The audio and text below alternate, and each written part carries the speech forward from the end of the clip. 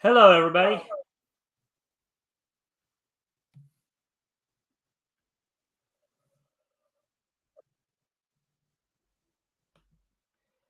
Yeah, yeah. It sounds like I'm still echoing somewhere on your end, I guess. um, Hope not. yeah. The right setting is on. All right. Testing 1 2. Testing 1 2. All right. The echo's gone. Echo seems to be gone now. So, anyways, yeah. So hopefully, if you had a chance to share the link already, RJ, hopefully we can get some more people on here to enjoy the show.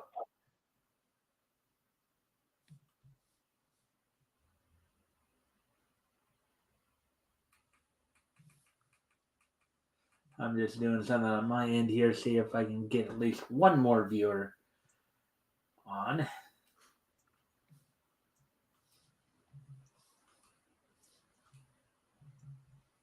There we go. All right. So how's your week going, RJ? It's been pretty busy. Like I said, I'm about ready to collapse for the night. So we You turned the want? last page on the last comic, and I am shut eye.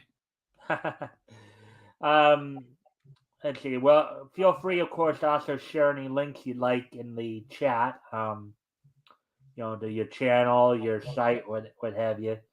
I know I don't tell you that enough, but I hope you know you're always welcome to do that. Appreciate What have you been up to this week? Mostly day job work Uh, and prepping for two major shipments with the shipping company. yeah, because I did yeah, I noticed. I think you only had what, 2 or 3 shows on this week.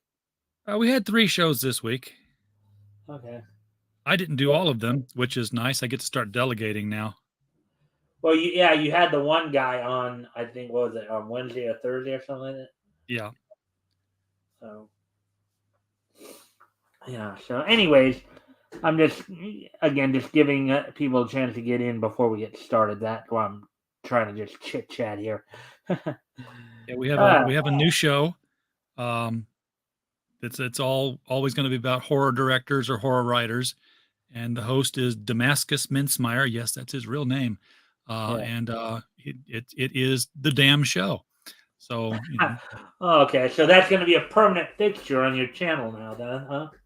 that is we don't know when it's going to be scheduled. It will be irregular, but whenever that comes up, he's the one who will step in and do it. So Okay. come in and watch the damn show because Well, that's his name. That's his name. at least he wasn't named the other damn word. Yeah, it could have been something else. Something that would have had something to do with demonic. We'd have still done it to him too. Yeah, yeah. Actually, this is the last weekend of May, isn't it? Yes, it is. It's a 3-day weekend. Yeah. And normally isn't that so? Do you know if you're going to be? I don't know if you've been doing it the last few months or not, but have you been doing any of the CromCon shows? I didn't do any of the last one, but I pop in when I see them. Okay. Yeah, because I know you usually would Yep. you for a while there were closing it out on Sunday. I don't know if you were still doing that because, um, because you've been busy and all that. And yeah, and speaking of that too, I was a little surprised. What was it, a week or so ago when you did? Actually, it was last week. In fact, when you did the LCS show on Saturday, I was thinking for a moment there if you were going to start doing that on Saturdays, maybe that would open you up on Fridays again. No, that was just a one-off. Guy couldn't find his mic the first night, so we had to wait till he found where his equipment moved to. Yeah. So, all right. Well, we're at the 5 minute mark now. Well, let's see. Hopefully we'll get some more people in here soon. It looks like we had at least a couple of viewers, so that's good. So what we're going to start off with, of course, we're going to start off with a couple of intros here. Just introducing well, we're not going to read the bios, even though they're short, just because the bios will be read as we read these actual stories. And you want to do the narration again tonight? Sure. On reading, and then of course, we'll assign voices as to characters as we get into that. So, anyways, let me get this shared a bit here. So there's going to be like 4 new characters, as I was telling you before the show. Samson, but it's not exactly the same Samson that you're thinking of, but we'll explain that as things go along. And I know I explained about him earlier to you in the week here. Yes, you did. Stardust, the Super Wizard, the Golden Knight, and not to be confused with the Shining Knight, of course, and Captain Kidd, but not the one probably people are thinking of.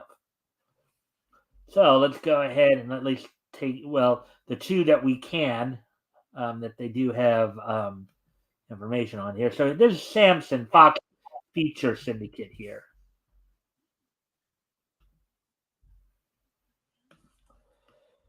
All right, so just a little intro here. Samson was a fictional superhero that appeared in comic books published by Fox Feature Syndicate.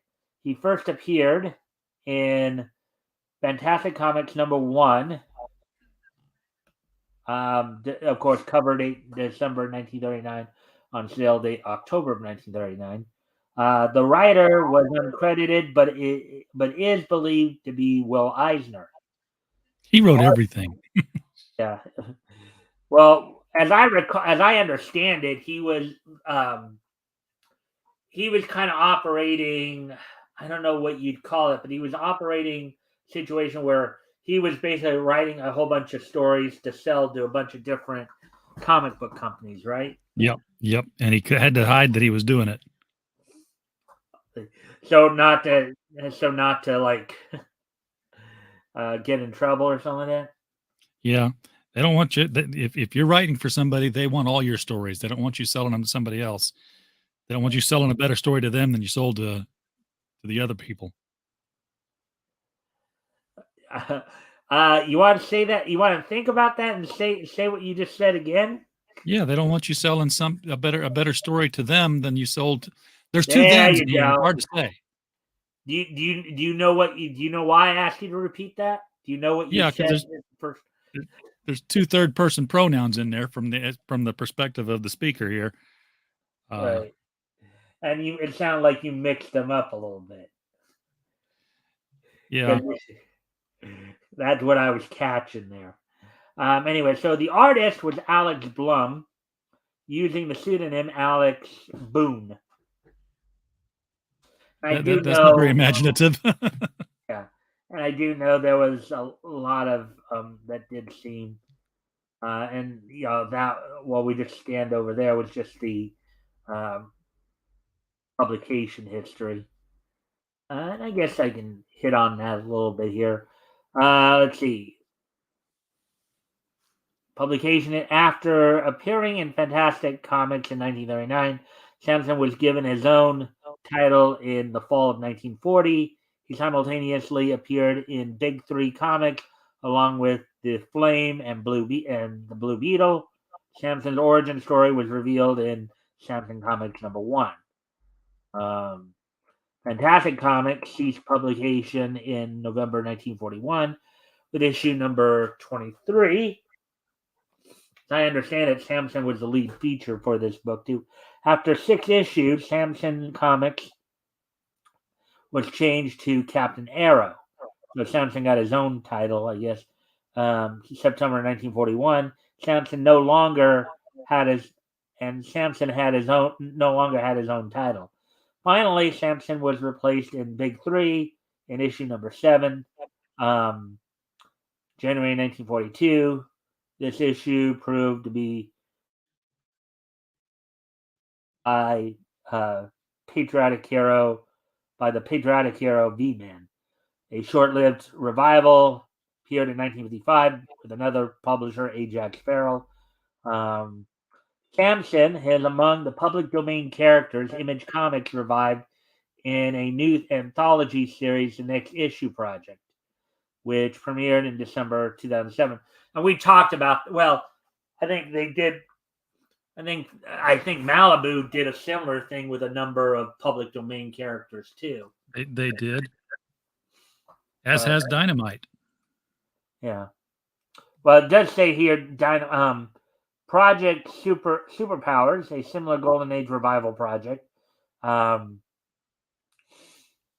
from Alex Ross and Dynamite Entertainment, also announced in 2007, also featured characters that is ostensibly the Fox feature Samson, though the visual design seems to have been inspired by the Gold Key comics character. And Gold Key was the follow up. Gold Key comics is a follow up to Dell comics. So anyway, powers and abilities. So Samson, due to his relation to the biblical character, had super strength and speed and invulnerability. He would lose these powers if his hair was cut. These powers would be restored once his hair regrew. Fortunately, Samson's hair grew at an accelerated rate. So unlike the Samson in the Bible, his hair would come right back. Yeah, that would kind of suck to say, well, I'm out of commission for 3 months. Huh?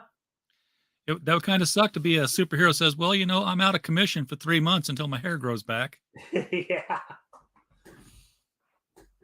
But anyways, so there's Samson, and then we'll talk a little bit here about Stardust, the Super Wizard. A little bit here. Let's see, and we still don't have anybody in here yet. I guess with it being Memorial Day weekend, everybody's out drinking up a storm, huh? Or yeah, planning getting the boat hooked up to the car and driving out to the lake.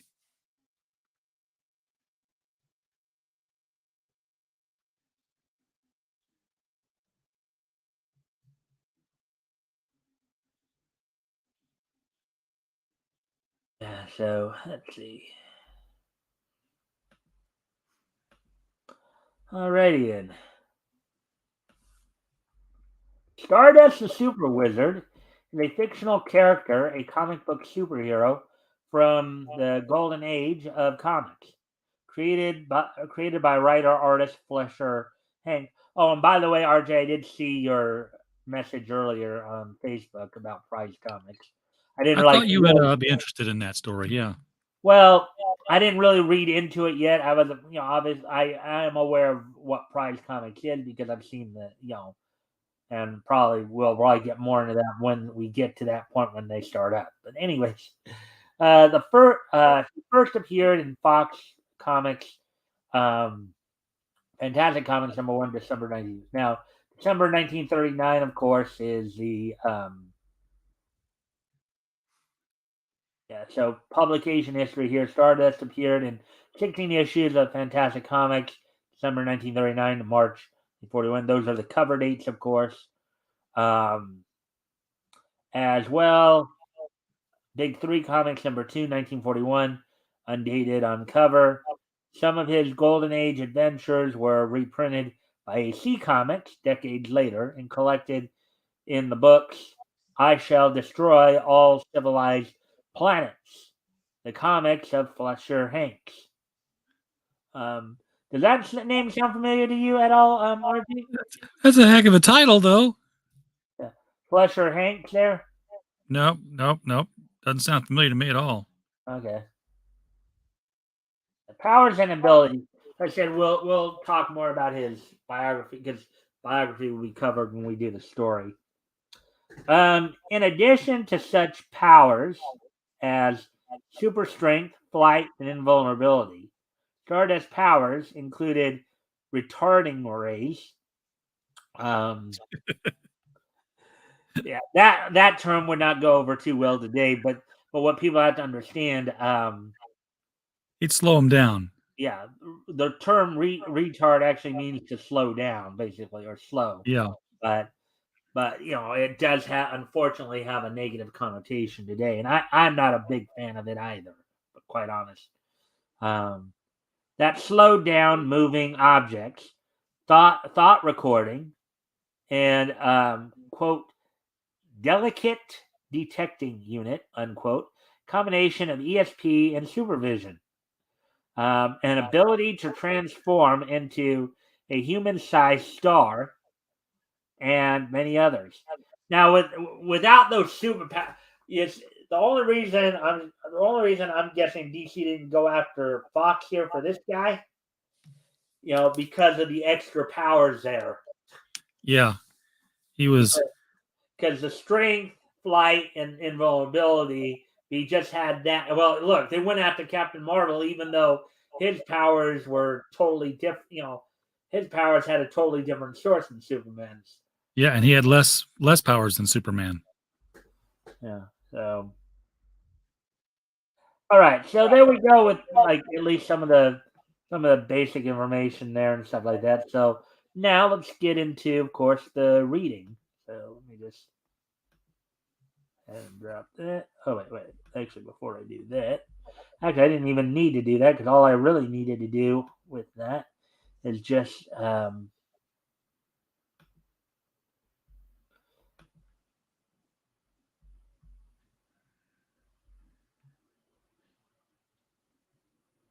okay. All I really needed to do with that was just go to the actual page to read it.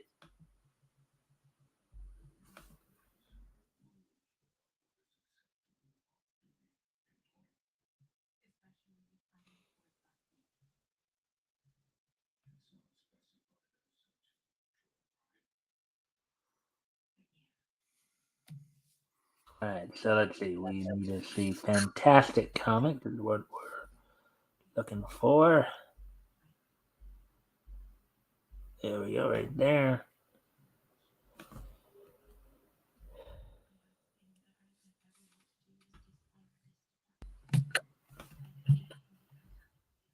Right, so here's the cover. Here's the cover to Fantastic Comics #1 right here, and that right there is Samson. Fox Feature.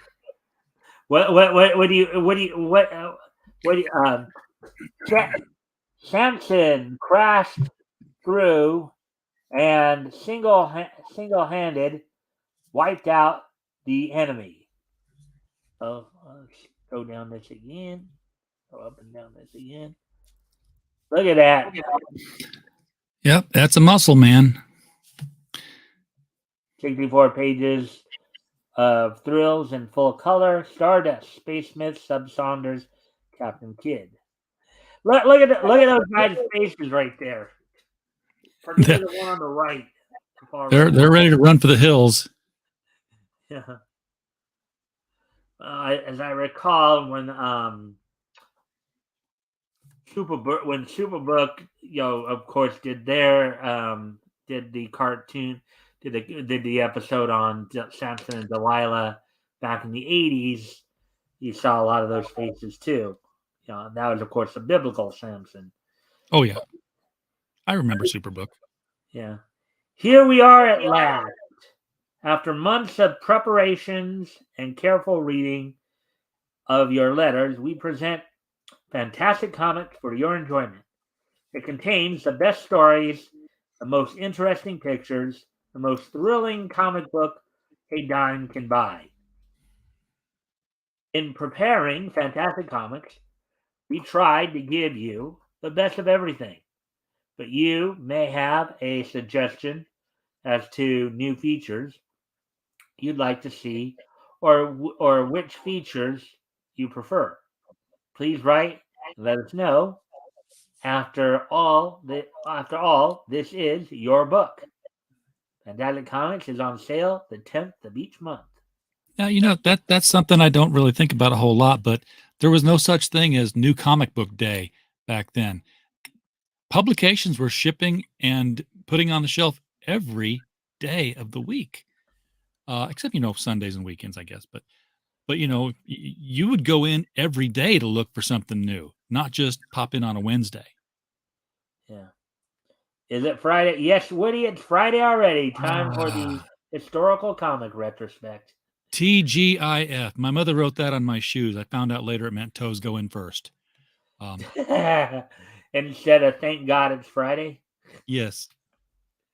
Well, somebody changed the meaning of it. All right, so here we go. Samson. Fantastic Comics, page 1. Like that. By Alex Boone. All right, RJ, you want to go ahead and get started with the narration there? Can you see that? Out of the mist of history comes the mighty Samson. Like his ancient forebears, Samson pits his tremendous strength against the forces of evil and injustice. So just to be clear, everybody, for those who didn't catch us talking about this earlier, this Samson is said to be a descendant of the biblical Samson. So he has a lot of the same powers and, of course, the same weakness. Where the biblical story. All right, some more narration there. RJ, for you, go for it. For years, peace reigned in Europe. Suddenly, a vast, weirdly equipped army files out of a barren Tibetan pass, which is nowhere near Europe. Swiftly, they move westward, a fearful, devastating force, descending on Europe directed by the brilliant Mad Thorga.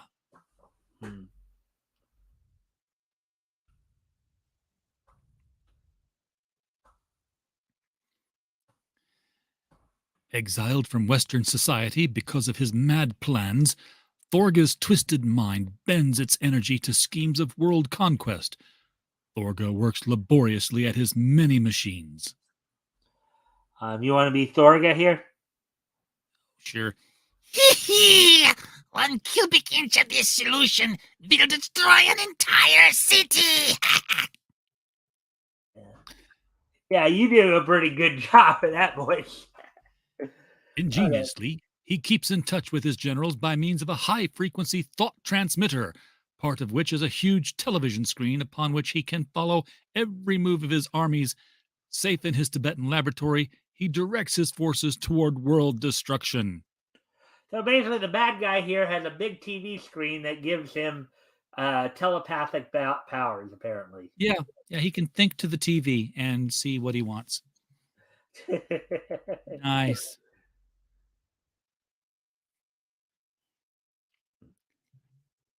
And it looks like they're even showing, I guess, the thought waves coming from his head right there.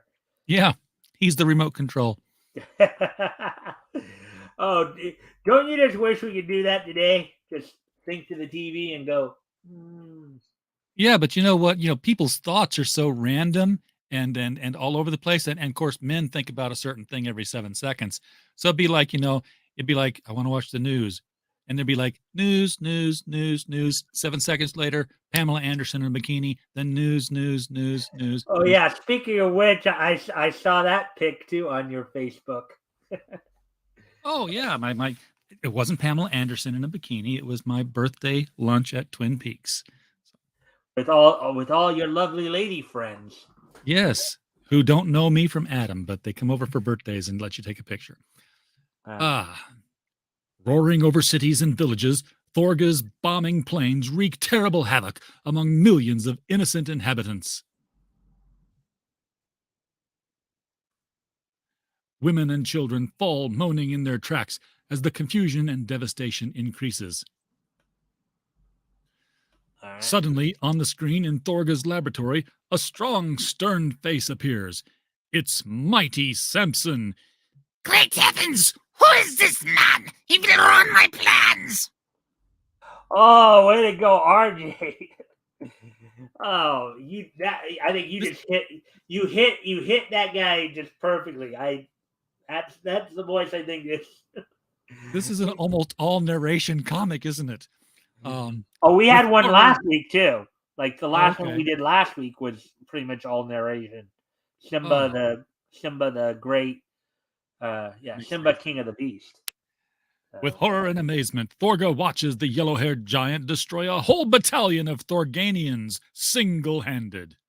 Thorganians, huh? I guess so. They're his guys.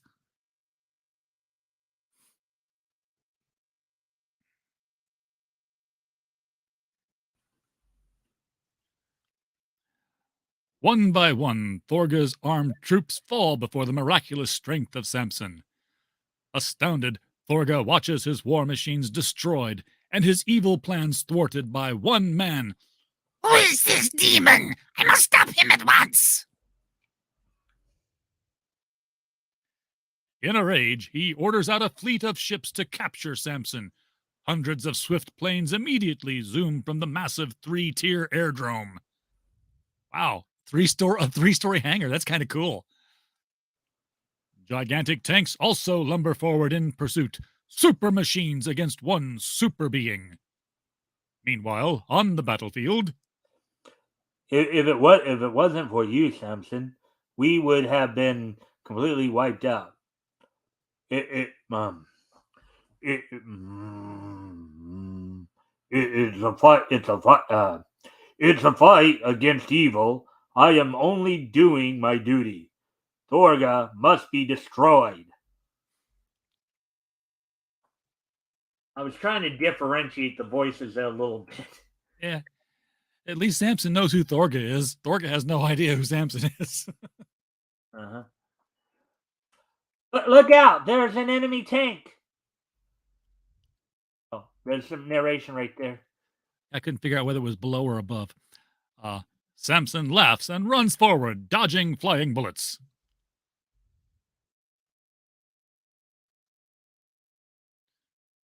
With ease, he lifts the tank high in the air and smashes it down a precipice. The soldier gasps.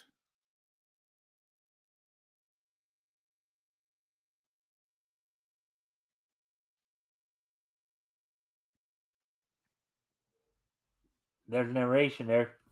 Oh, I didn't know the page had changed yet. Oh. All right. Suddenly, from overhead, the flight of enemy planes swoops down on Samson. As one dives low, ready to drop a bomb, Samson leaps high and grasps the wheels of the speeding bomber. Wow! Wow, that's So the interesting. wheels are only this far apart. Okay. Yeah, and I know Rick and Tim would be picking this story apart by now with some of this stuff. What do you think of some of that, RJ? Well, these are special bombers. They're not like any. I mean, he invented these himself, so we don't have to say anything about retractable landing gear. Obviously, the wheels are out the whole time, Yep. rather than folding up so that you get better aerodynamic speed. But hey, he's the genius. I'm not. Who's the genius? The author, you mean? Thorga. Thorga's the genius. Thorga invented these things. Oh yeah, good point. Then brings it down to earth with his great strength. Wow! So he jumps into the air. And pulls it with no leverage. And is able to pull it down. That's kind of. Of course, we do know of another superhero who can do that. Right, RJ? Well, yeah, Superman can do it, but he's actually flying back down with it in his hands. This guy just pulled while standing on nothing. Yeah. With his iron muscles bulging, Samson hurls it to the ground. The bomb explodes with a terrific roar as the plane shatters to bits. Now, okay, the bomb was going to fall on the ground anyway, but Samson said, "You're not going to throw it. I'm going to throw it." Yeah. What exactly got accomplished here? Well, maybe a more directed explosion, perhaps. There we go. You know, Yeah, he threw it somewhere else. Okay. He threw it in an area where like nobody would get hurt. Maybe. Okay, there you go. Some days this guy can get rid of a bomb. What was that? Some days this guy can get rid of a bomb. Huh. To paraphrase Adam West. Miraculously, one of the enemy pilots crawls from the wreckage and escapes. Now for Thorga, the leader. The world will not be safe until he is done away with. You like how he said that right there? Oh yeah, he's got to be done away with. Be safe until he's done away with. Yeah, we didn't throw people in prison back then. We got rid of you. If you were a problem, we solved it.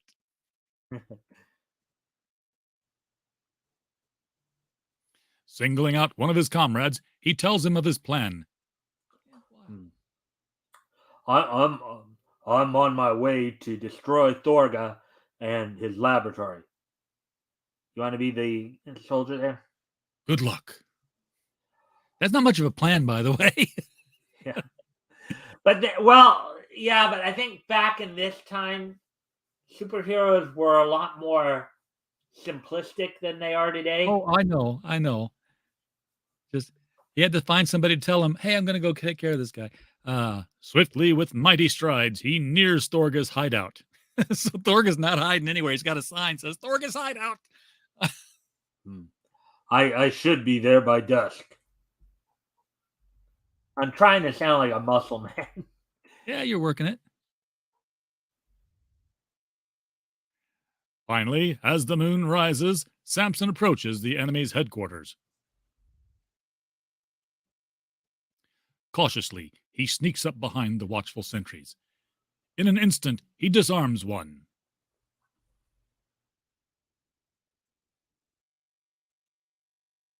Strangling him in his powerful arms, Samson stops the other with a mighty kick, thereby leaving his way clear.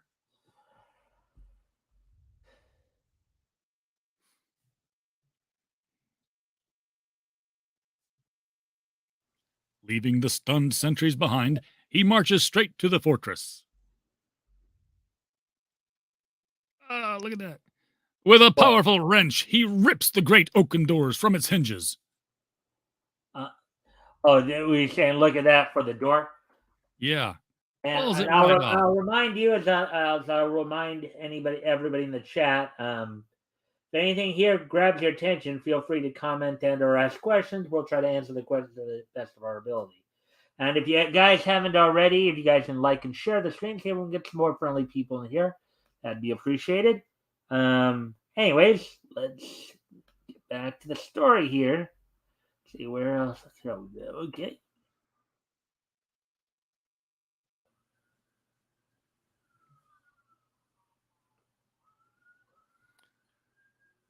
And enters the hall.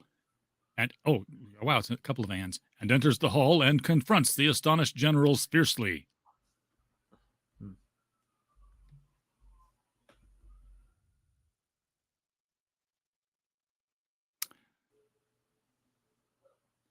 Menacingly, Samson approaches the cowardly madman, who suddenly turns and runs up a long flight of stairs.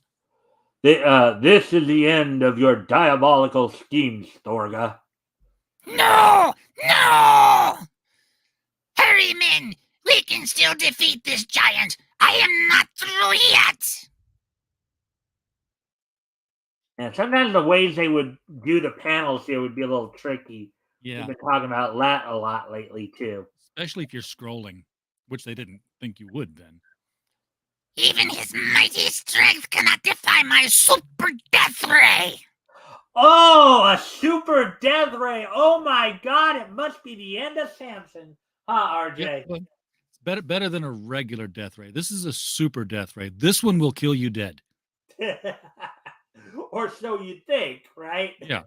It won't just kill you; it will kill you dead. Have we seen in this time period? Oh, everybody's got a ray gun. Everybody thought they were Nikola Tesla.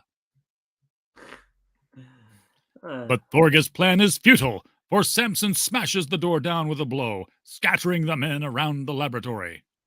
They're running for the hills, aren't they? Oh, yeah.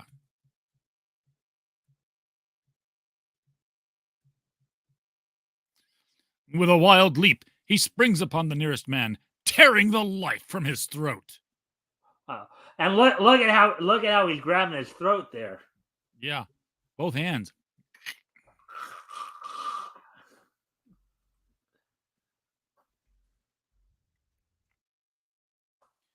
His swift, death-dealing blows quickly disperses the panic-stricken henchmen. And now, friend Thorga, it's your turn. Look at that.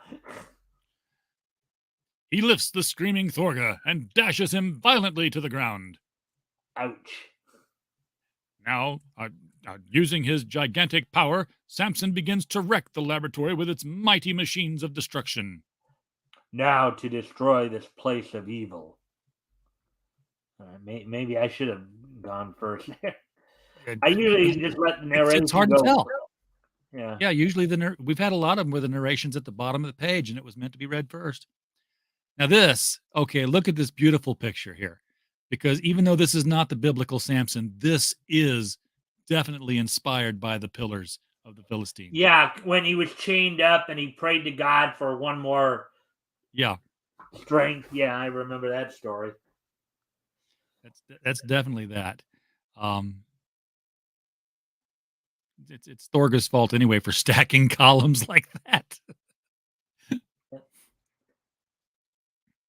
With all his terrific force, he brings the walls down in ruins about him. Rushing from the falling debris, he goes to carry on his work. Finding the arsenal still intact, he destroys it, after taking a large bomb. Just then he hears a movement behind him. A band of Thorga's surviving army comes toward him. Well, look at them. Look at them. They look like Teletubbies. I guess you may have a point there. I think just the perspective on the drawing was probably not that too. They're very little people, and they got their little antennas on their heads, like they're men from Mars. Maybe they ran into John Carter. Maybe I don't know. Or Rex Dexter. They look more like they're from Santa Claus Conquers the Martians.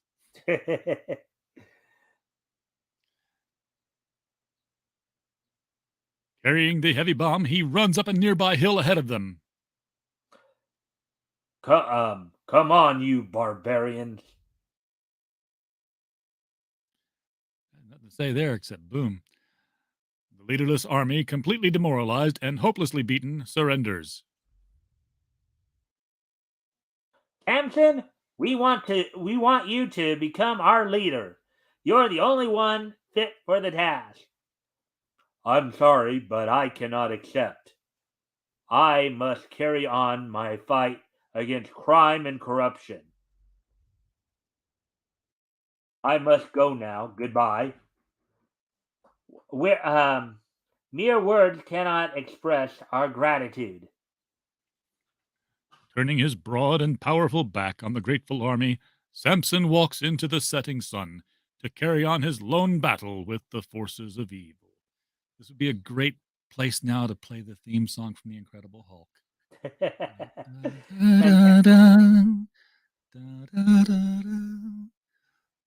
Fantastic Comics is on sale about the 10th of every month. So how did you like that story, RJ? That was fun. That was just, there's no 50 issues to this thing. It's like, hey, some guy's destroying the world. I'm going to tear his crap up. And he does. And then it's done. When you're saying no 50, you mean where it doesn't take 50 issues to resolve the story? No, it doesn't. Like today? Like today. Now, I don't know. Maybe 5 issues later, they found out, Thorga didn't die, and he comes back. But, Yeah. What are you saying? Thorga sounds like a relative of Smeagol. Yeah.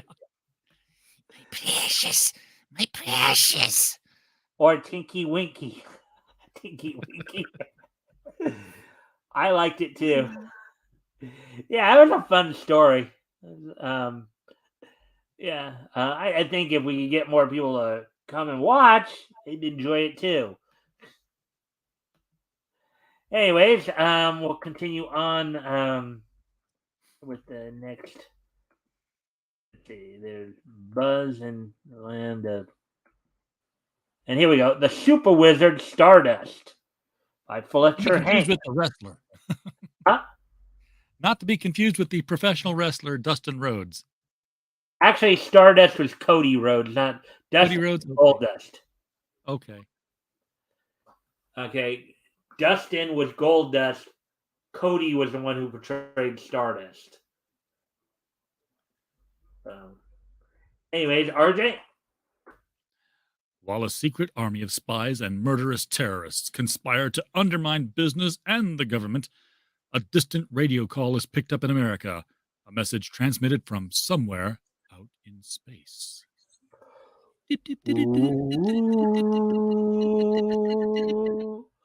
Ooh. Look at that graphic behind the title right there. Oh, that big giant flaming star. Yeah, green and olive right there. That's an interesting color schema. Immediately, newspapers carry startling headlines. Listen to this, you mugs. Stardust is coming to visit the Earth. He's a super crime whiz who is busting spy mobs on a lot of planets. Boy, will he be on our necks. Oh So is man, this set in the future? no, I don't think so. I think it is. But look at that guy who I just did right there. Yeah, all these guys are like a Dick Tracy's Rogues Gallery. Yeah, but that guy. I'm sorry, but that guy kind of looks like an ape. Yeah, he's Cro-Magnon. Yeah, so.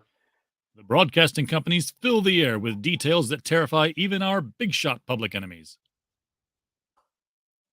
Stardust, that mastermind of the universe, with a mysterious knowledge of criminals and their plans, will arrive on our planet tonight. You notice how they spelled tonight right there? Yeah, they always With hyphenated hyphen? it. We don't do that anymore, of course. No. He is traveling at amazing speed on highly accelerated light waves. At 9:45, his powerful light will be visible in the direction of Mars, and at 10 o'clock, he will land someplace in the USA to begin a merciless cleanup of spies and grade A racketeers. Okay. So he's the Silver Surfer meets Batman. Maybe. As the broadcasting is continued, the speeding Stardust draws closer to the Earth, and the leaders of the secret army of spies and terrorists call an emergency meeting. His scientific use of rays has made him master of space and planetary forces. The gas of a certain star has made him immune to heat or cold. Wow, all of these faces are a study in different expressions and structures. I mean, this is good. This is that woman down there looks a little Cro-Magnon herself there. You see? Yeah, that? she's a little bit Mata Hari there, but yeah, first the only female he's drawn in the group.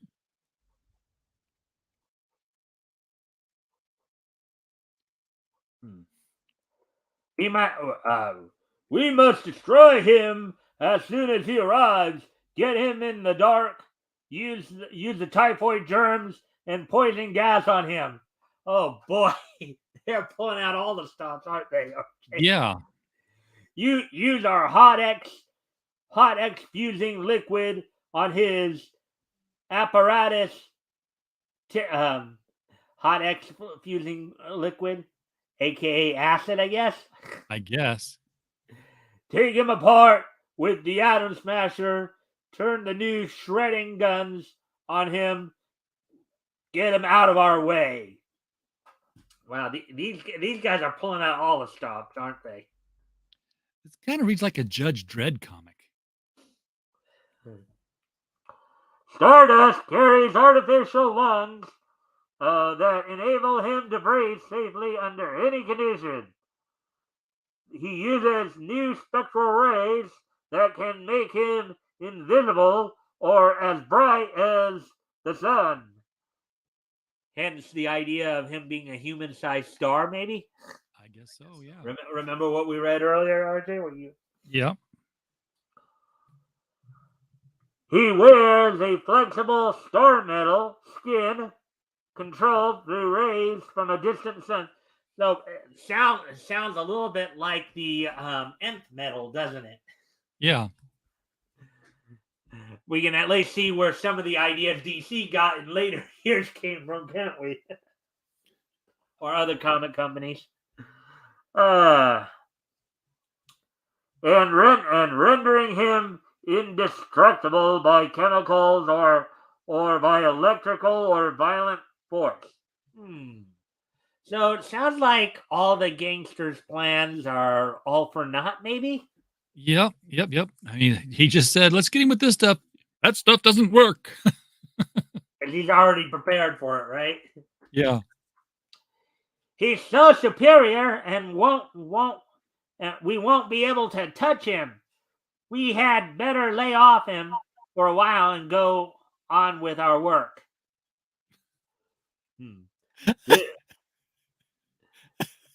This is a night we're scheduled to bump off the president. We ought to do the job before Stardust gets here. Let's use our expanding bullets and send our two best shot. Well, I know our two best shot. Well, I know Rick would be going along with these because last week when we were reading Jungle Comics, I think it was the Wombi the Jungle Kid, right? That story. Rick was pointing out, so the bad guys captured Wombi, the protagonist, and they were going to delay killing him till the following morning. They said, "Well, let's put him in the cage, and then we'll kill him tomorrow." And then his elephant came and saved him before they could do that. It's like Rick was going, "Why won't he kill him now?" At least these guys are thinking a little bit brighter there, huh? Let's kill him now. We were gonna.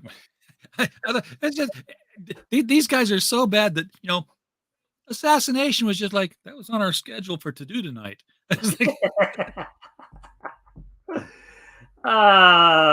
is funny stuff, isn't it? It's hilarious. Just in how they presented the stuff back then, and it is kind of comical in a way. Let's see. Oh, two killers soon crouch at a window waiting for their men. Find friends to watch. Best I can do is two cats and a dog. Yeah, I know, Woody. I hope someday we can have a nice full room, nice 10, 12, 15, 20 people in here. But Woody, the Bentonville Comic Con is next weekend, so bring your friends with you. All right, now go for it, RJ. Sorry. Two killers soon crouch at a window, waiting for their man. And I'll let you do these guys. When the president gets out, we'll plug him full. Suddenly, a dull shock vibrates the room. What was that? I don't know. I suddenly lost all my strength. And from out of a blinding light, thunders a command. Get up! As the would-be assassins jump to their feet, the light disappears. You are now in the power of Stardust. Stardust whisks them through the window. Wow, look at that. He got them both by the collar, and he's just taking off with them. And it actually looks like he's leaving a bit of a star trail there. You notice that? Yeah. He also managed to get all three of them to fit through that window. He makes himself invisible. Why? Why? He can still see them, and delivers them to the startled police. Hold them for treason. Why did he make himself invisible? What was the point? I don't get it. Unaware of what has happened. Maybe to display the power, or maybe that's the only reason, to show he can turn invisible. I've got no reason to, but I'm going to do it. Or here's another thought on that, RJ. Maybe it's to send a message to the other criminals that he's coming after, by having them watch as he's carrying their buddies, over the city and they can't see him. Unaware of what has happened, the spy leaders plan further crime and destruction. While the president is being wiped out, we'll blow up the Capitol. We'll use our new liquid flame bombs. Liquid flame bombs. It's called napalm. Napalm? Isn't that, I guess that was, I know napalm was a big thing, I guess, in Vietnam, wasn't it? Yeah. It's liquid, it's sticky, it gets on you, you can't get it off, and it's burning. All right. The big bombing planes of the spy army soon swarm over the capital. There's our signal. From out of the heavens falls a shower of bombs powerful enough to demolish a city. Look at those bombs.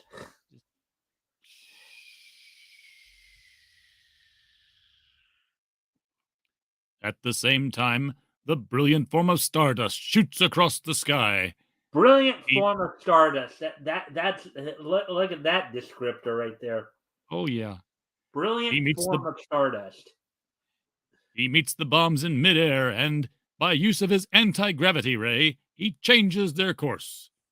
Anti-gravity ray is another interesting little thing he has, huh? He's got it all, man. He's a space wizard. Yeah. At dazzling speed, he steers the bombs to a position above the fleeing spy planes. Look, stardust with our bombs. Then he gives the spies a dose of their own medicine. This would have been at home in Mad Magazine. Yeah.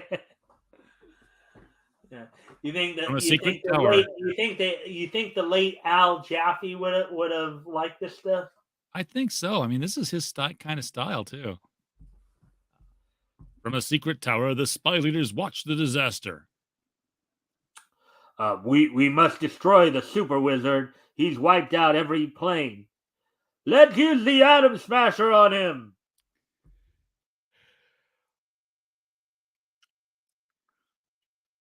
Sure, that sounds like it would do something. The spies prepare to use their most deadly weapon, the huge atom smasher, on Stardust. Now, mind you, this, of course, not to be confused with the Golden Age hero Atom Smasher. No. You know, this an Atom Smasher, I believe, was some kind of power generating machine back then. Yeah, it's splitting that atom and causing a nuclear bomb to exist. Adjust the long range automatic finder, get a focus, and smash him into fog. Smash him into fog. The fog, wow. Yeah. That's departiculated. When Stardust feels the finder being focused on him, he releases his powerful boomerang ray. Boomerang ray. It was right next to his bat shark repellent. And the atom smasher smashes itself. The spies flee in panic. Stardust arrives in the room and uses his magnetic ray to draw them back within reach. That's got to hurt, because that means he's pulling on the iron in their blood, which means that it all went to their head first. They're all dead. Ooh. They're dead. You killed him, Stardust. Ouch. People aren't magnetic except for the iron in their blood, and you just coagulated it all in their cerebrum. They died. Wouldn't that cause like a cerebral hemorrhage or something like that? Yeah, it would. You'd have like all the iron in your blood would make like a thumb-sized chunk of ore right there. Ouch. Then he hurls them rapidly through the window. Oh, well, he was going to kill him anyway. So.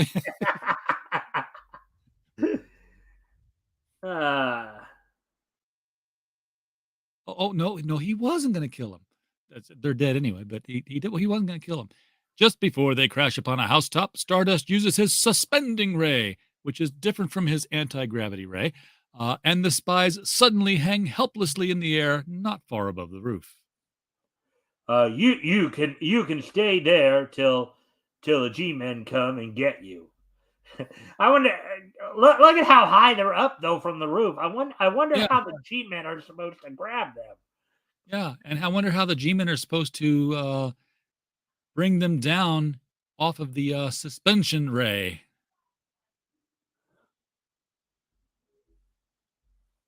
So what are you saying here? Wait, what? Rewinding a bit. Yeah, Stardust has got a lot of equipment. I bet you will. Yeah.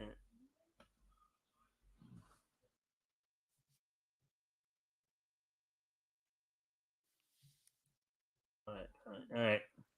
Then Stardust releases a secret ray that brings in front of the spies the skeletons of innocent people they have killed.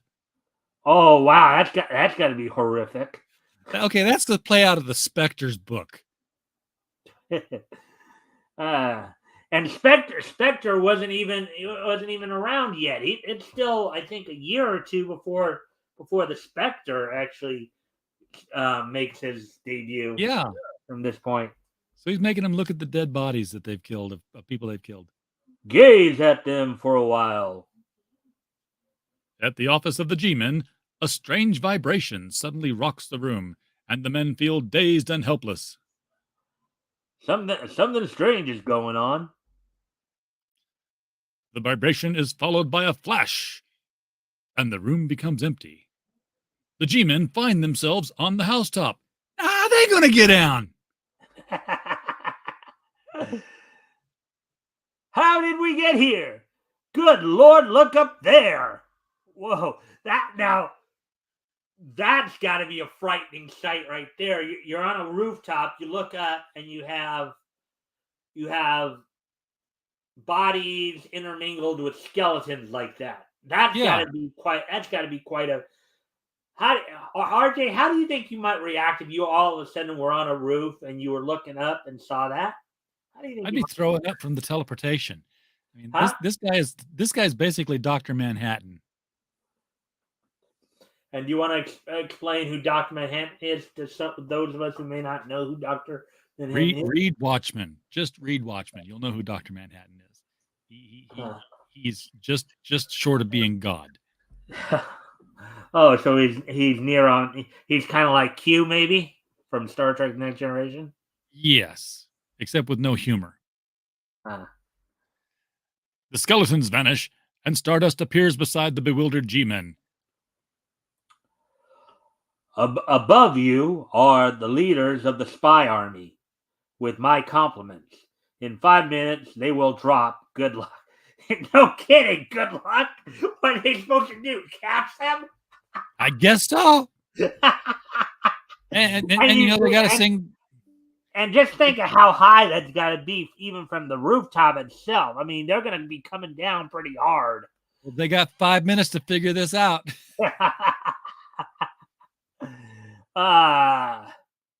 That Stardust, and we didn't have a chance to thank him. They wanted to thank him, even though he's going to drop these people right on them. Yeah. He takes off like the Lone Ranger. In the next exciting issue of Fantastic Comics, Stardust battles Rip the Blood. Oh, I want to read that one. What was that?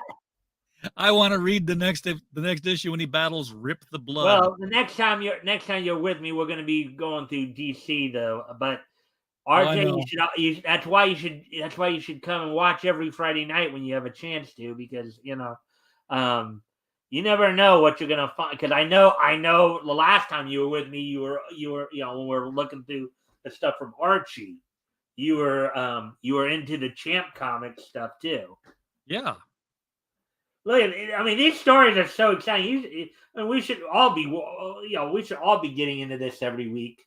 Even when you're not, co-hosting, because you'll find that hey, there's some stories here I really like.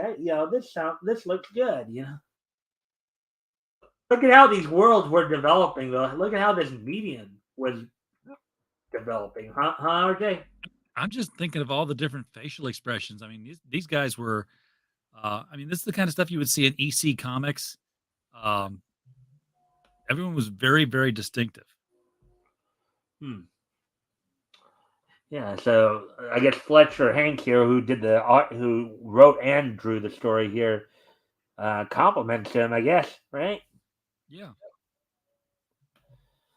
All right, so here's the next story we're going to go over: The Golden Knight by Grieg Chapin.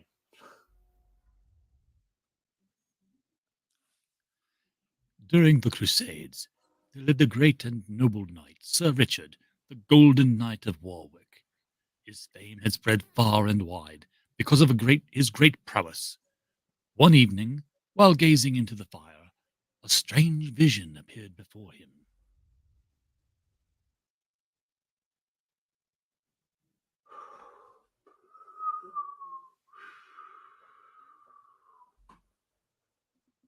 Go, wait. Go to the Holy Land. The Crusaders are in. Are in are in need of your mighty sword. Just a dream, but how real and fantastic it was. I will join the Crusaders.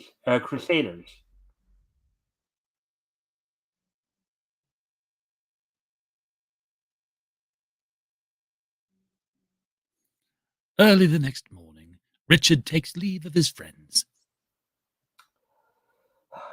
Goodbye, brother. Look after things for me.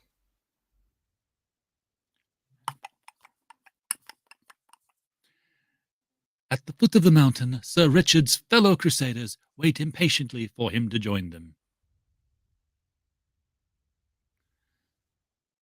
Slowly the cavalcade wends its way down the mountain, Richard leading. Suddenly, a very strange cry pierces the air. Investigating, Sir Richard comes upon a fantastically beautiful bird, the like of which he never saw. What a weird creature. Its call fascinates me. I know. My accent probably sounds more Scottish there, but that's about as close as I can come to an actual British accent. Uh, The strange bird lures Sir Richard into an unknown forest and disappears. Here, Richard, realizing he has lost his way, seeks shelter as dusk approaches. Still, old boy, that tree trunk down there would make a swell camp for the night. Now for a good night's rest. I must find my companions in the morning. Richard turns to a nearby tree. As he leans against it, it suddenly gives way under his weight. Wow, he must be real thick for him to knock over a tree. Yeah. And look at the size of that tree. Oh wait, okay.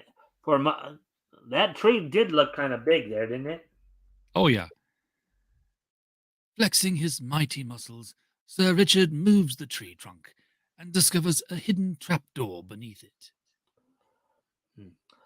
A stairway. Wonder where it leads to. I'll descend it and see. No, you never do that.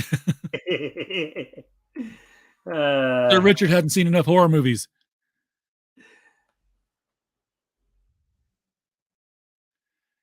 Quickly, he dons his shining armor. Sir Richard descends into the inky depths below cautiously when a fearful sight greets him. A fire bat. Richard girds himself. now, RJ, for those who may not know, what do you think the word "gird" means here? Well, it means he puts his armor on, which he did 2 panels previous, so I don't know why they had to say Yeah. it. Well, I think there's something a little bit more to it, like because they do talk about like gird your loin. There's that phrase "gird your loins." Yes. You know, It's, you put the plate armor in front. Unless gird is an old English form of guard, so he guards himself. He puts his weapons up in front.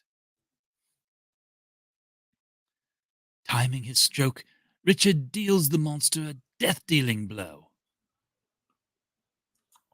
This becomes more and more interesting. Penetrating the cavern further, Sir Richard sees a towering castle through the distant haze of glaring and glistening mineral deposits. What a sight!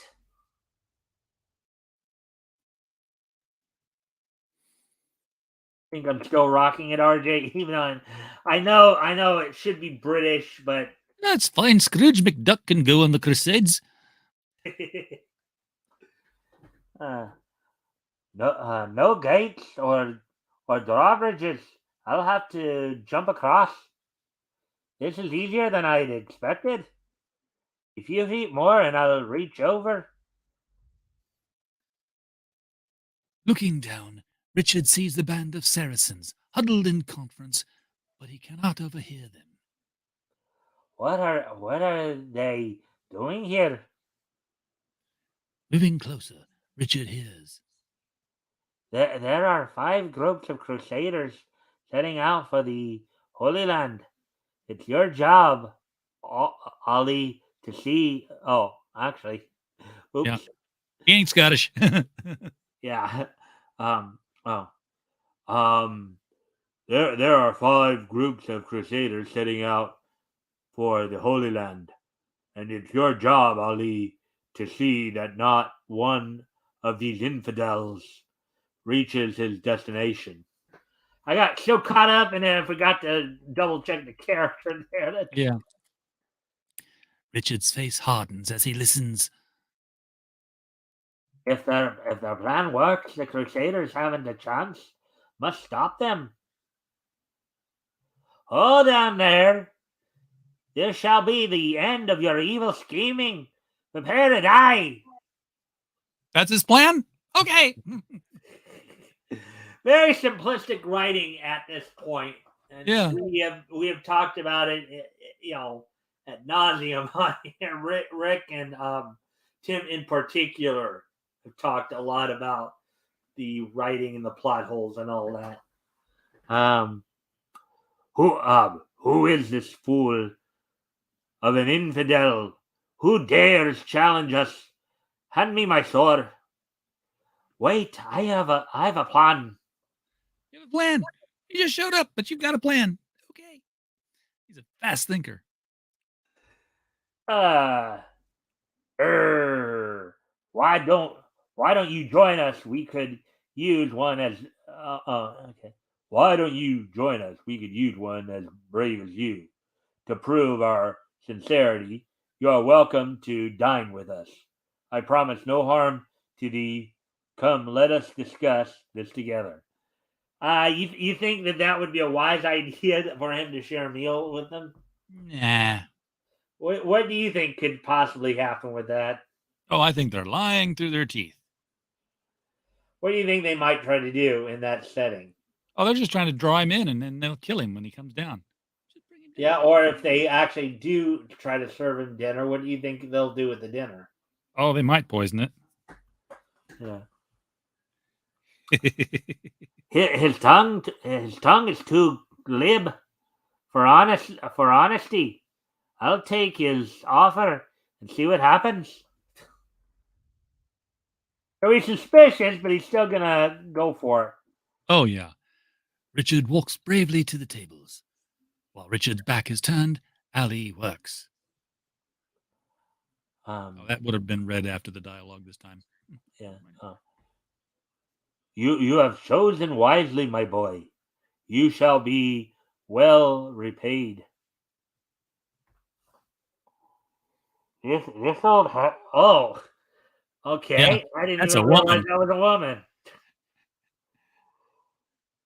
This old hag is trying to distract me. Yes. And look at that. What did we just say? Look at Yep. what the guy's doing right there. He's putting something in the mead. Yeah.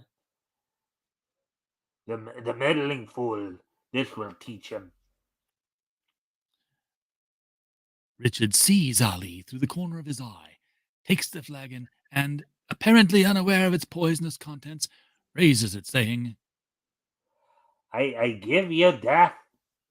This time Your silver tongues shall be of no avail. You all died by my sword.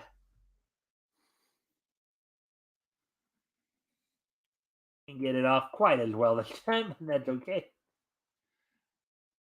A short but terrible fight ensues. The Saracens are no match for Richard's great speed and superb strength. Pause! There are other methods to fight this dog of a crusader!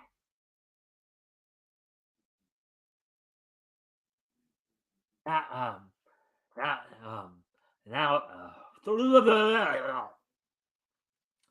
now, now, where did that old hag disappear to? I could obtain a great deal of information from her. A shrill cry of help makes Richard swing around to see. Help! Help! Save me from the wicked Saracens!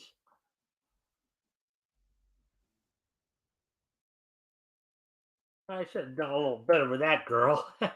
Yeah, she was screaming. It's cool. You are so brave and strong.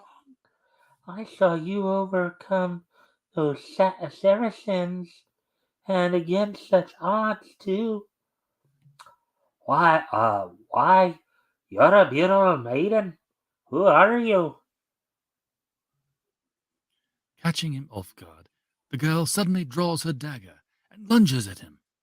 But Richard is quicker. Oh, no, you don't. You can't trust anybody when you're underground in a Saracen lair. Apparently not. Her witchcraft having failed, the beautiful girl becomes once more her real self. And the Oh, old wow. witch Look flees at for her that life. face. Yeah.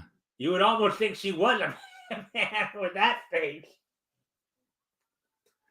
Suddenly, Oh, man. a small volcanic eruption causes an avalanche. Stalagmites and rocks come crashing down upon the old witch, crushing out her evil, hateful life beneath the smoking debris. Crushing out her evil. What an interesting descriptor right there, huh? Yeah. After the atmosphere clears somewhat, Richard perceives daylight dimly in the distance. Well, that's the end of her. Wow, this must be the other side of the mountain, and those horsemen, my friends. What luck! I made a shortcut through the cavern. Will they be surprised to see me? Wait until I tell them about all the fun they missed. Oh boy, fun! Would you call that fun, RJ? Yeah, and for being a shortcut, he's still behind them. He would have been with them if he'd stayed with them. Richard, what happened to you? We gave you up for lost when we found your horse wandering alone.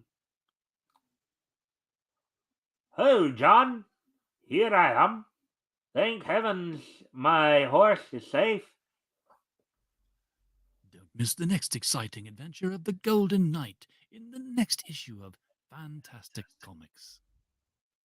So, RJ, thus far, would you say Fantastic Comics is fantastic? Yeah, they've been pretty good. Okay, well, we have one more story to read from here. Then we'll go over to the Blue Beetle story. So, Fantastic Comics knows to put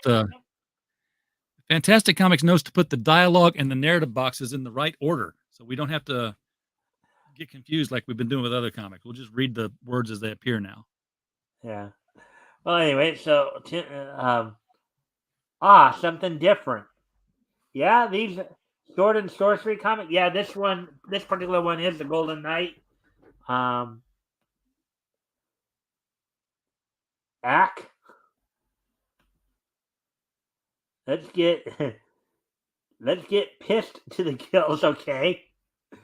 Let's see. Thank you, white man. Oh boy. Is this way before they thought of suicide bombers.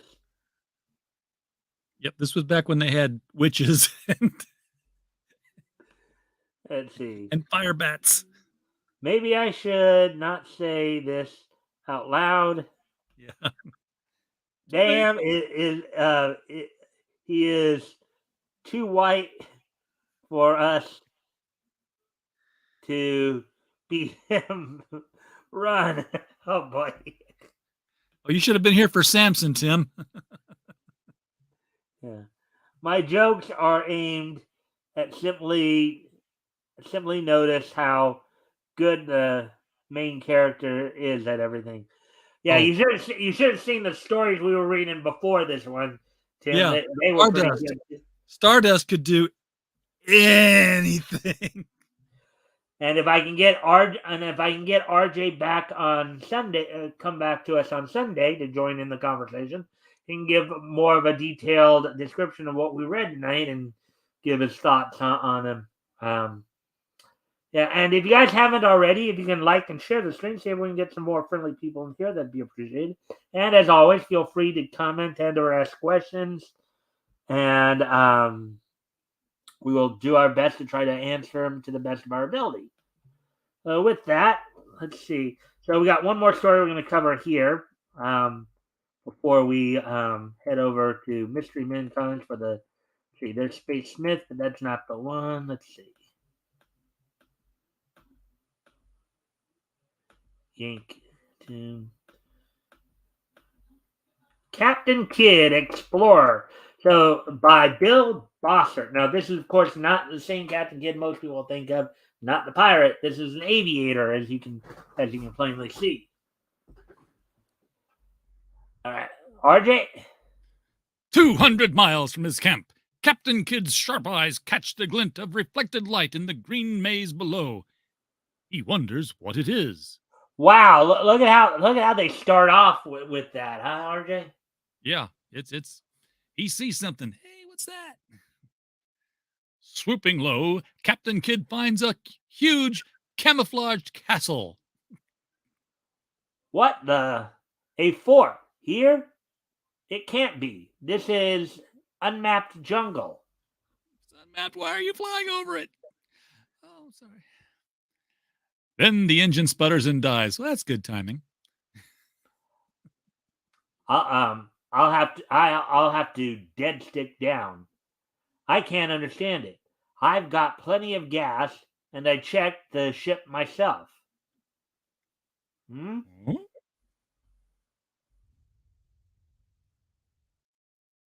Actually, if you look at how he's designed there,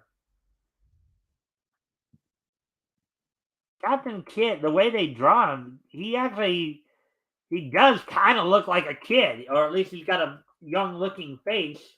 Oh yeah, you see that? I see that. He's a baby face. Huh? He's a baby face. And baby face is a full term in professional wrestling, meaning good guy as well. Yep.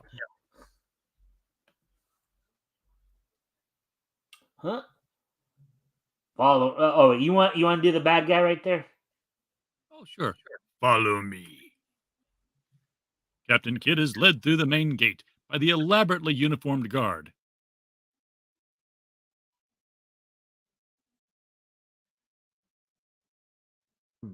Wonder why he didn't bother to disarm me. And into a wide courtyard. You want to do Van Hop right there as well? Sure. Welcome to the Van Haupt estate, Captain Kidd. You know my name. I checked your plane number before I brought you down. You brought me down? Ha ha, that's impossible. I'll prove many things that you call impossible. And he even kind of acts like a kid too. In the Van Haupt laboratory. Phew. But why such a... Up. Oh, wait. Actually, I should have gone down first. Yeah. When your plane was sighted, I merely threw this switch. My V-ray interrupted your plane's ignition, stopping the engine. Phew. But why such a precaution? I must work without interference. Therefore, I brought you down to stop everything instead of just letting you fly away. Don't tell me you're writing a book on the wildlife in the jungle. You joke, but within this metal fist lies the secret of eternal life. And the withered stump of my hand, the only part of my body I cannot protect from the ravages of time.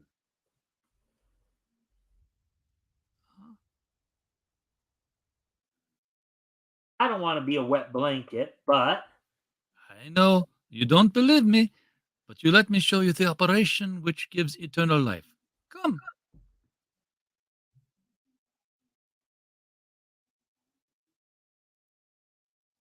now mind you, this is still pre-American involvement in World War II. And see Yes. what they're doing here. And I'm sure. Let me just check before you start on the next narration. There, let me just check something there because I have a feeling Tim may have something to say about this because I know he said a few things. Let's see. Let's see. First off, Jason's asking, "What's your favorite Ocean Scooters dub?" Mine's Project Arms. So, let's see. They have pills for when you're sick. When you're sick. For when your stick is dead. Yeah, the little blue ones. Yeah. Oh boy. What's your favorite anime-inspired cartoon? I guess Pokemon. But anyways, let's see. Von Hot. In no way am I a Nazi. Oh, no, definitely not a Nazi. What was that, RJ? Definitely not a Nazi. No, he's not some mad Nazi scientist. Oh, as I was, yeah, I thought Tim would say something there in regards to that. Stay on subject, Jason. Yeah. Captain Kidd is ushered into Von Hop's operating room. Meet my human guinea pigs. The operation for eternal life is long and painful. These operations here were successful, but unfortunately the patients died. Wait a second. The operations were successful in granting him eternal life, but they died. Yeah, that doesn't sound like it makes much sense. Does it, RJ? No. And before we get into the next part, I want to see if Tim's saying anything about that. Oh, Metal's here too. Hey, Metal. Metal. Elbow cough. Hope you guys are enjoying the story so far. And if you haven't already, of course, if you guys can like and share the stream, see if we can get some more friendly people in here to Get this thing out there. This is crazy stuff we're reading tonight. Yeah. Let's see. Tim added a couple of comments here. Let's see. They died from boredom. Look at them. They're like, we're just hanging around. Let's see. Hi, and then Woody saying hi to Tim and Metal there. So, all right. So, why that's inhuman to sacrifice life on a mad dream. Mad dream? By giving eternal life to a few like you, I could soon rule the world. You're insane. Without warning, Von Haupt slashes out viciously. Again and again, the claw rips at Captain Kidd. He waits, then throws a smashing left. Ouch! And look, look at his left arm right there. Yeah, left inner part of the arm right there. Look at that. They actually do look like they drew in the scratch marks there, the claw marks. Oh yeah. See that? That looks pretty impressive. ARJ? Yep. But Von Haupt is unharmed. Unable to stop the cowardly blows, Captain Kidd fires. Quite useless, Captain. I can't die.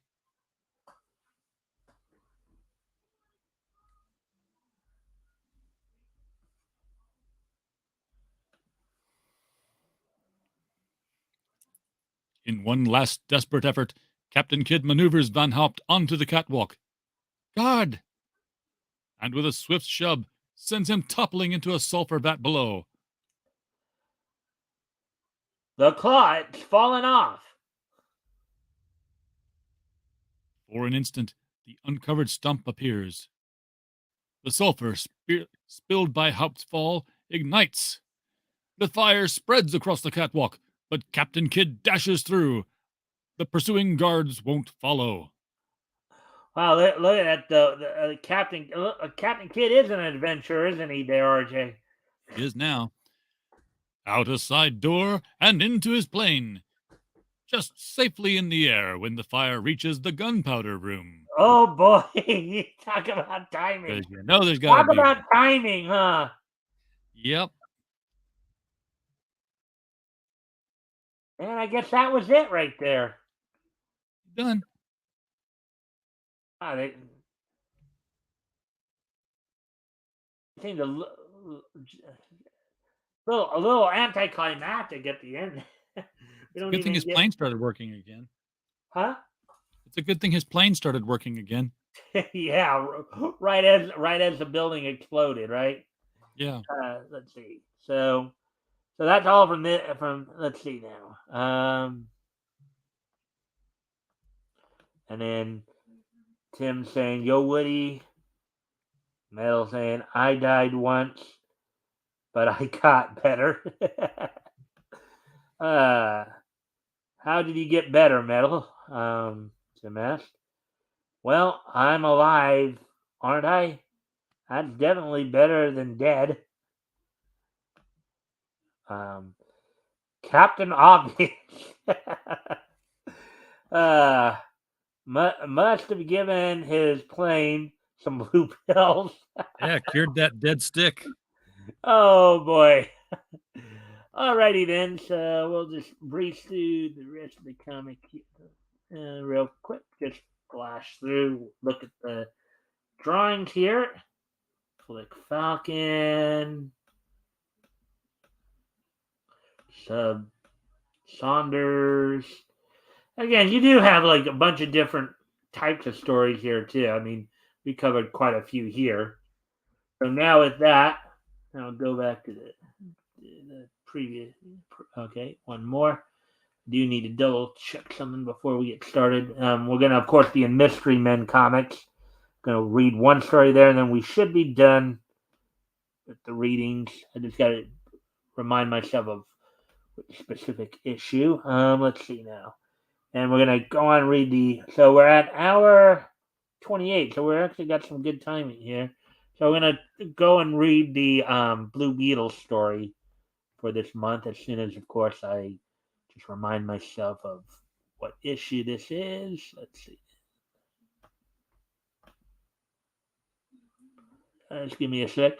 RJ, while I'm doing that, if you want to maybe talk to everybody, tell them what you've been doing lately and plug anything or anything like that. I have been editing books. We are waiting for the proof copy to come in for our 540-page fully illustrated Grimm's Fairy Tales. That once we proofed it, we'll just turn on distribution. No crowdfunder. It's just go to Amazon and buy it. It's a big book. It's 8 1/4 by 8 1/4, so it's square bound. It's got over 300 pictures in it, illustrating the 62 original stories from the brothers Grimm, Jacob and Wilhelm, and the text is unaltered and unadulterated. So you'll be reading some old English that had different meanings back then, such as when Cinderella's mother called her a slut. Oh yeah, also that does remind me too. How any updates on the project you're doing involving the clock story? It's in for coloring and lettering right now, and it's going to be hopefully launching this month on fundmycomic.com. Okay, so we'll look forward to that then. Hopefully you'll feature that on your show, that project. All right, so and of course there's the green mask. So what we're going to do, of course, we're going to focus in on the Blue Beetle story for this to finish things off in terms of our readings. When I get to that point, of course. Huh.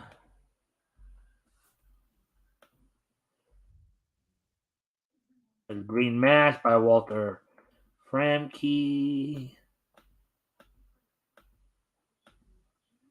Rex Dexter, Interplanetary Adventure of Mars. Billy Bounce, The Kid Detective by Norman Lee. Chin Chang, River Lily and the Purr of Death. Wow, that one sounds interesting. Wing Turner, Air Detective.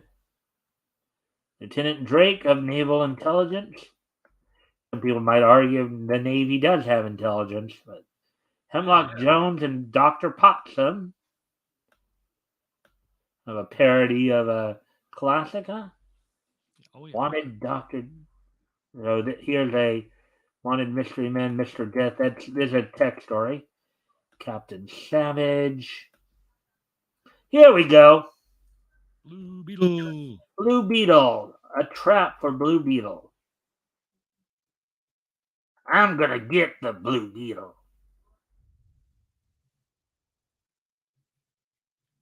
When the Blue Beetle sees the ad in the paper asking for his, and in a matter of life and death, he'll walk right into our hands. Meanwhile, in the back room of the drugstore, Dan Garrett, an ordinary policeman, scans the evening paper. Now, just a little note before we read here. You want to do Dan Garrett this time, and I'll do Dr. Franz Sure. first up. A little note here. This is Dr. Franz's first appearance, I believe, in Mystery Men comics. Do you know how Dr. Franz is connected to the Blue Beetle here, RJ? Not a clue. Dr. Franz is the pharmacist who developed the ZX drug that the Blue Beetle here will be taking. Oh, okay. Help give him his superpowers. He's also the one who helped develop the chainmail costume that he would start using in this story. So this is before his powers come from the Egyptian scarab that he finds. Right. Okay. Looks like the Blue Beetle has another job tonight. I think you ought to go disguised, Dan. It's less dangerous. Soon, Dr. Franz's nimble fingers are altering Dan's youthful appearance. Say, I'm beginning to look older already. A few minutes later, that's a swell job you did, Dr. Franz. I can't recognize myself. Actually, and I think I've seen some later artwork of Blue Beetle of Dan Garrett. And I think that is actually how he ended up looking later on. I think. I'm not 100% sure, but Couldn't put him back.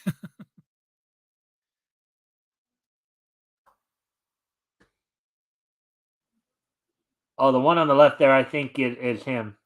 Okay. Can you direct me to 107 Spruce Street? Sure, just follow me. I'll show you. As Dan enters the building, he is stopped by two thugs armed with machine guns.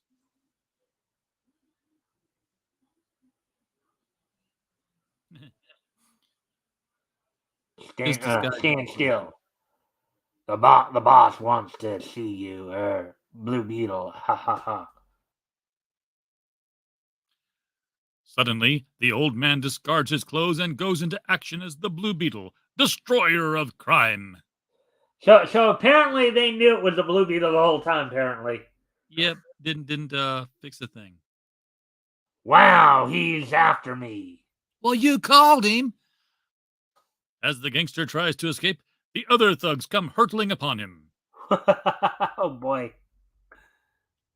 Then all is quiet, and a panel slowly opens in the wall. And you're the Blue Beetle.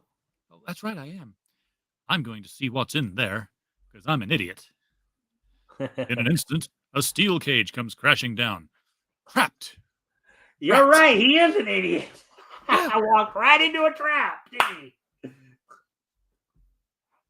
Let's see. Before we do, let me just see if there's anything new being said here.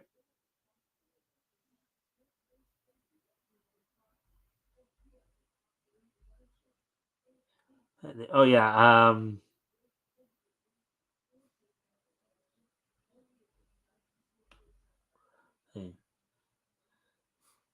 Oh yeah, we already saw that. So let's see. Sounds fun. Metal. Thou art a hoe, Cinderella. Oh boy. Hey, I am looking old already. Even my. Okay. Destroyer of crime and ruiner of rugs. Indeed. Oh boy. Damn, caught in an easily preventable situation. Actually, you know what's kind of funny. You know what that cage kind of reminds me of too. RJ, it's a term we've talked a lot about. Um, the cage right there. What do you think it reminds me of? It's a big bird cage. Yeah, but what else? I have no idea. Well, it has something to do with what would become a board game. Oh, mousetrap. Uh-huh. And what do you call it? What do you call those elaborate mouse traps? What are they called? Rube Goldberg contraptions. Right. Rube Goldberg, who also happens to be the name of an author of a comic strip. Same guy. Huh? Same guy. Anyways, RJ. Sometime later, the Blue Beetle finds himself in a strong cell. Okay, how? We skip from the cage to the cell. Okay, they're gone for now. It's lucky I'm prepared for things like this. Really? Because you weren't prepared for the cage. It kind of caught you off guard. The Blue Beetle opens a secret compartment in his belt and removes a bunch of master keys. I wonder if those are skeleton keys. They must be. Maybe. Meanwhile, RJ? he's got a whole bunch of skeleton keys in his Well, I pouch. mean, we've seen Batman does that too. Batman's had a whole bunch of skeleton keys too. Oh yeah, Batman's got a whole belt of stuff. He's just got this hollow buckle, apparently. Meanwhile, the desperados stop at a lonely gasoline station. Hurry up, you guys. Don't move. Come on, put in all the dough. As the gangsters ride away, Boom! There, that finishes them. Step on it. You're smart, boss. Very smart. Ha ha ha ha. With the Blue Beetle out of the way, we can run the city.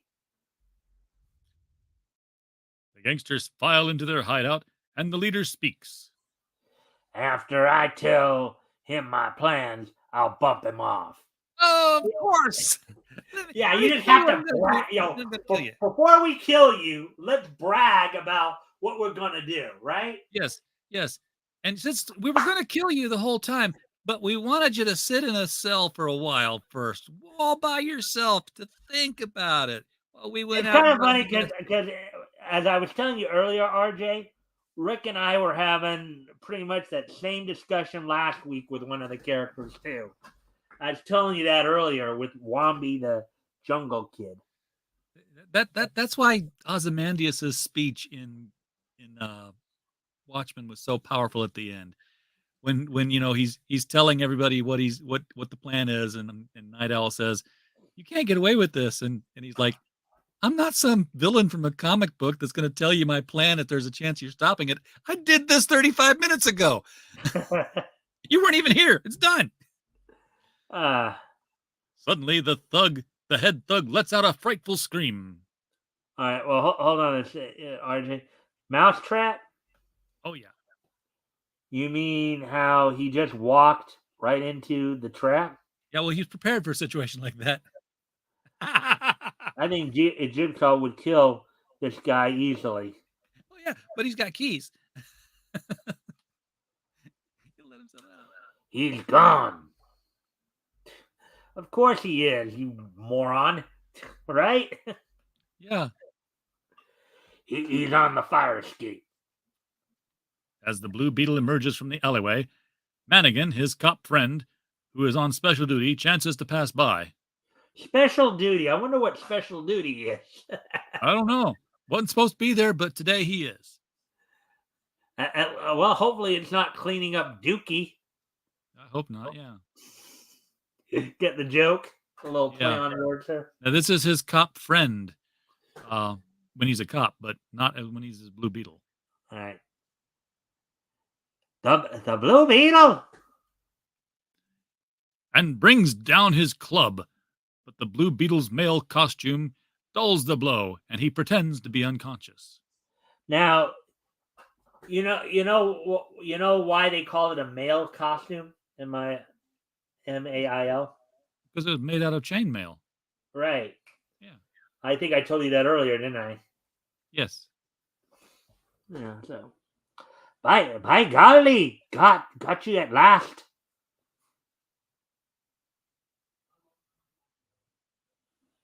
That's you thought in the upper left corner there, RJ. Hannigan thinks he's knocked me out.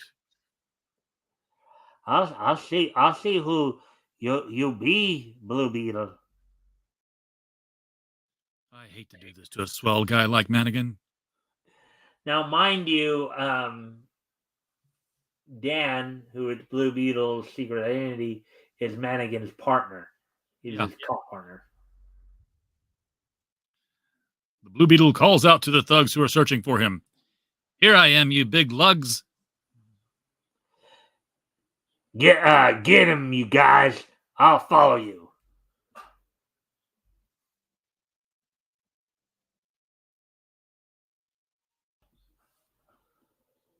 We'll get him. He can't get away from us, boss. But the Blue Beetle climbs a fire escape and awaits the oncoming thugs. Here they come. Hey, where did he go now? Suddenly, a ladder falls over the heads of the four gangsters. Yeah, they catch them the same way they caught him. Oh, look at that. Now that looks like it came right out of a Looney Tunes cartoon. What do you think, RJ? You think my analysis is correct there? Yeah, definitely. That came right out of a Looney Tunes cartoon.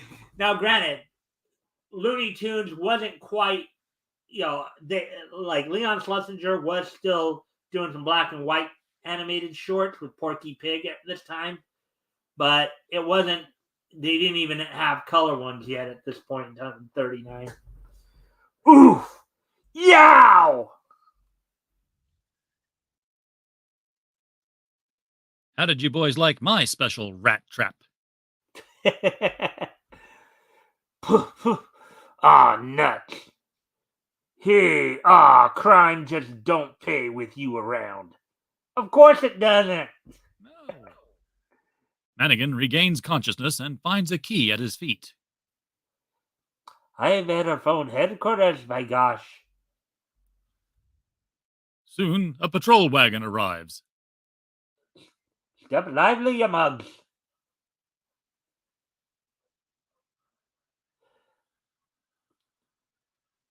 Back on his beat, Dan meets Mannigan. By golly, Dan, I bet the Blue Beetle got a big bump on his head from the blow I gave him. You're telling me. But, where'd you get that shiner? Hey, kids. Oh. Yep, you take it. Hey, kids, be sure to get the next issue of Mystery Men Comics. Mystery Men Comics is on sale about the 15th of every month. So there we go. All right, RJ, how did you like the selection of stories tonight? Yeah, the Blue Beetle was pretty simplistic. I think the Fantastic Tales were more fantastic. Yeah, and it was a nice mix too. We had some superhero tales, but we had some other stuff too, right? Yeah, it was. It was a fun mix. Yeah. So, anyways, we're at an hour 46 here, so it's probably a good time to start wrapping up as we're finished with the reading. So what we'll do is today is Friday, May the 26th, 2023. So we're going to go ahead and take a look back at this day in Nietzsche history. History! So let me just review here. 48, 2003, 2013, and let's see, 2018. So, all right. So here we go. So first off, we're going to head back 75 years ago today. And on this date, 75 years ago today, the 30th issue of Wonder Woman, Volume 1 of number 1, the 30th issue of it, long before. Now, for those of you who might not know, that's how Wonder Woman originally looked. See that? You see that cover, RJ? Yep. We'll be seeing her sometime in the next, I guess, year or so. We get to that point. Of course, at this point, it was running as a bi-monthly title. And one of the other interesting things about this too, they had 3 Wonder Woman features, and a 4th feature called Wonder Women of History, which would profile a different, historical woman up to that point in time. Of course, this is 1948, 75 years ago today. So on this date, 75 years ago today, the 30th issue of Wonder Woman went on sale on this date from what was known at the time as National Comics Publications, later known as DC. It was bi-monthly, cost you 10 cents, and was 48 pages, with Robert Kanier as the editor. So there we go with that one. Let's see what we got here. And Malachi MP. So I guess if you guys want to check out Tim's book, Melvin, I think that's the sign-up page right there. Feel free to do so. Anyways, getting back to the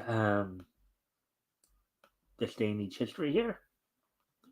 Our next stop is going to be 20 years ago today. Is on this date 20 years ago today.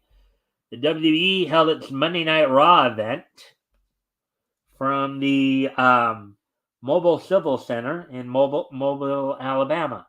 Of course, the birthplace of the late, great Henry Aaron. And Karen, baseball fans. The main event saw Triple H defeat Ric Flair and Shawn Michaels in a handicap match. One half of La Resistance of Sylvain Grenier defeated RVD and Rob Van Dam in a flag match. Rodney Mack defeated Bubba Ray Dudley in a white boy challenge.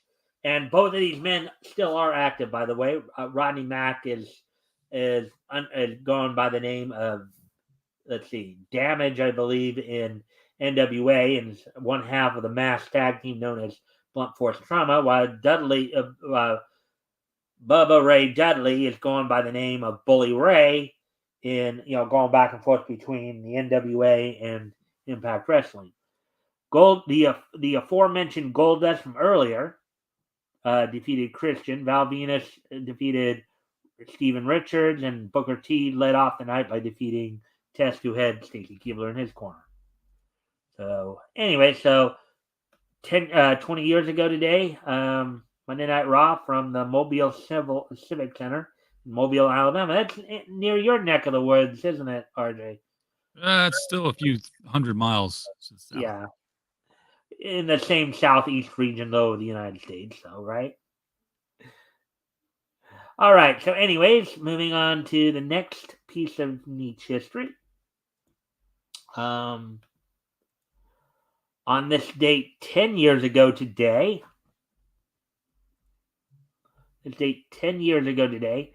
Marvel Animations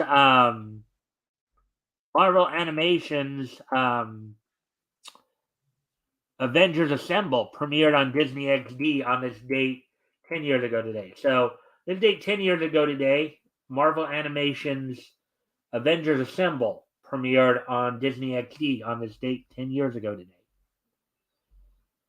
Let's see.